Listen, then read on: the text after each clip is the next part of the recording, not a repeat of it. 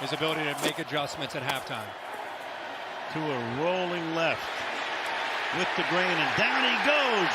Slung down at his own 48-yard line. Josh Tupu. And well, we saw last week, and he went down, he got up, was wobbly. The training staff comes out.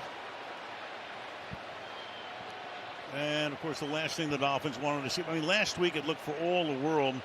Everybody thought head injury, concussion, passed the protocol, came back second half, led him to a victory.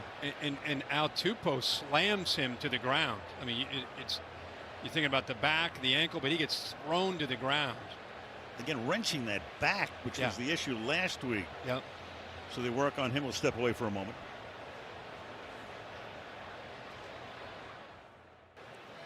Not going to speculate, but Tagovailoa is still down as they work on him, and we'll show you in a moment the way his fingers were stretching out at the end of that play.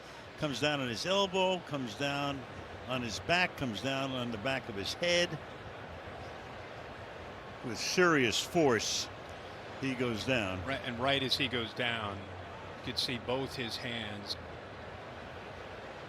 You just get right away, you get concerned. They're bringing a stretcher out right now. And he was brought down. I mean, a big man bringing 340 pounds, bringing him down with a lot of force right onto his back and on the back of his helmet.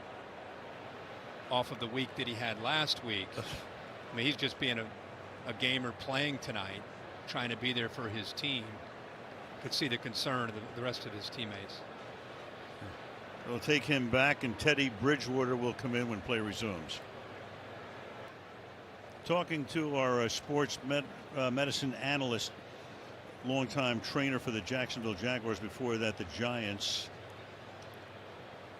And Mike Ryan tells us when he sees that, and he's watching this as you are as well, it's a neurological response to head trauma.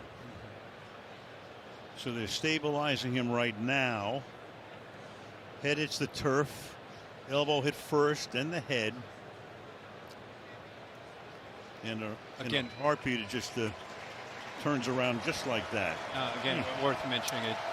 Very similar sack last week, or push from Milano, the Buffalo line, when he hit his head on the game last week. See these players all huddled around him right now.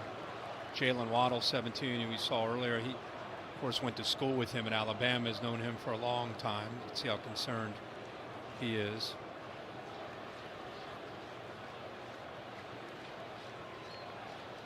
So Tua, and the Tua chant going up from the Bengal crowd. Popular around the country, such a great college career, obviously. Just one of the more likable personalities you'll ever come across. Yep. And they'll take him back initially to the locker room. There was the coach, Mike McDaniel, with the send-off, and we'll get, as soon as we can, obviously, the official word as we hear it. Yeah, you can hear the whole stadium yelling, Tua, Tua. Stabilizing him, keeping the helmet on as they wheel him back. And so Teddy Bridgewater, no stranger to the NFL, as a starter with Minnesota for a number of years, 9th year in the league out of Louisville. Man who himself had a terrible knee injury back in 2016, which appeared to be career ending at that point, but back he came, and here he is.